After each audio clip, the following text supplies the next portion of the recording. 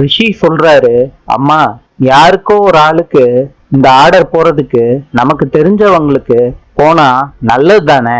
அம்மா, ஒரு வார்த்தை ஃபோன் பண்ணி இளமதிக்கு நீங்க சொன்னீங்கன்னா அவளுக்கு இந்த ஆர்டர் கிடைக்கும். இளமதி ஆர்டர் வாங்குறதுக்கு வர்றாங்க. அப்ப ரிஷி ஜீப்ல வந்து இறங்குறாரு. இளமதி கிட்ட சொல்றாரு, மாவு பிசினஸ் பண்றேன்னு பேர்ல தப்பான தொழிலா பண்ணிக்கிட்டு இருக்கேன்னு இளமதிய பார்த்து கேக்குறாரு. இளமதிய லேடிஸ் போலீஸ வச்சு ரிஷி ஜீப்ல ஏத்துறாரு, செல்லுல அடைக்கிறாரு. பரமனுக்கு இந்த விஷயம் தெரியுது.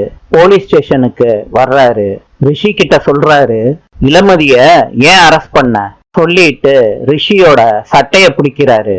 லேடி இன்ஸ்பெக்டர் ரிஷியோட போலீஸ் ஸ்டேஷனுக்கு வர்றாங்க. அவங்கள பார்த்த உடனே எல்லாரும் சல்யூட் அடிக்கிறாங்க. ரிஷிய பார்த்து சொல்றாங்க, நீ இன்னும் திருந்தலையா ரிஷி? அந்த பொண்ண ரிலீஸ் பண்ணு. கலா வீட்டுல இருக்கப்ப இளமதி வலது காலை எடுத்து வச்சு வர்றாங்க.